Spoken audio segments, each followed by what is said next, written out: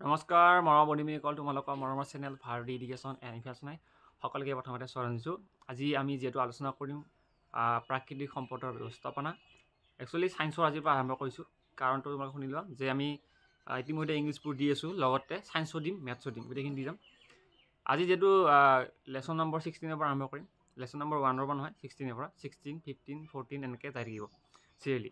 আজি যিহেতু প্ৰাকৃতিক সম্পদৰ ব্যৱস্থাপনা, এই পাঠটো যিহেতু সহজ আৰু পিছৰ পাঠৰ পৰা গ'লে সহজ পায়, সেইকাৰণে মই লৈ আহিছোঁ। তেনেহ'লে ভিডিঅ'টো পৰণকৈ আৰম্ভ কৰোঁ।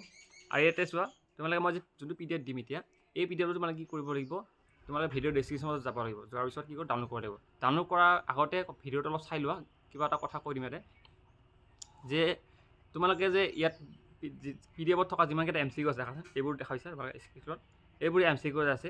এইবোৰ MCQ অকল পঢ়িলে নহ'ব, এইবোৰ MCQ পঢ়াৰ উপৰিও মেইন কথাখিনি পঢ়িব লাগিব। যদি মেইন কথাখিনি নপঢ়া তেনেহ'লে কিন্তু তোমালোকে কি নহ'ব, মই দেখাই দিছোঁ। মেইন কথাখিনি যদি নপঢ়া তেনেহ'লে তোমালোকৰ কাম নহ'ব। পাঠটোৰ মূল কথা, পাঠটোৰ যিখিনি লেখা আছে, পাঠটোৰ মূল কথা, এই পাঠটোৰ মূল কথাখিনি ভালকৈ পঢ়িব লাগিব। এই পাঠটোৰ মূল কথাখিনি যদি নপঢ়া তেনেহ'লে পাঠটোৰ বিষয়ে একো বুজি নাপাবা। সেইকাৰণে ইয়াৰ পৰা MCQ আহিব পাৰে, ঠিক আছে। তাৰ উপৰি MCQ চাব লাগিব, previous year লগতে দিয়ে আছে। ভিডিঅ' ডাউনলোড কৰাৰ পাছত তোমালোকে গম পাই যাবা, ঠিক আছে। আৰু মই তোমালোকক কৈ দিছোঁ ইয়াতে অতিৰিক্ত কিছুমান VSA কুৱেশ্যন আছে, যেনেকৈ শ্বৰ্ট কুৱেশ্যন, সেইবোৰ চাব লাগিব। এটা previous year কুৱেশ্যনবোৰ দিয়ে আছে, দেখা পাইছে স্ক্ৰীণত, যে পৰিৱেশ ৰক্ষাৰ 3টা R কি, ঠিক আছে।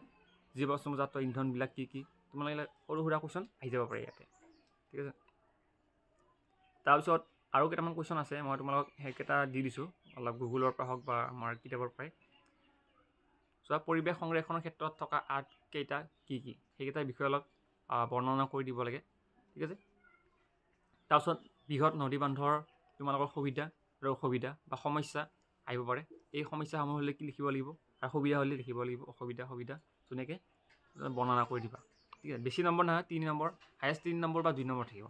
যদি 2 নম্বৰ থাকে 3টা পইণ্ট লিখিবা, 3 নম্বৰ থাকিলে 5টা পইণ্ট লিখিবা। তাৰপিছত আহিলে তোমালোকৰ সৰু সুৰা কুৱেশ্যন কিছুমান আহিব পাৰে। তোমালোকক এইখিনি যিটো ভিডিঅ' দিলোঁ গোটেইখিনি চাবই লাগিব, ঠিক আছে। আৰু চমু টোকালৈ গংগা কাৰ্যকৰী আঁচনিখনৰ বিষয়ে তোমালোকে ভালদৰে পঢ়ি যাবা, ঠিক আছে। তাৰপিছত চিপকো আন্দোলনৰ বিষয়ে চাই যাবা তোমালোকে।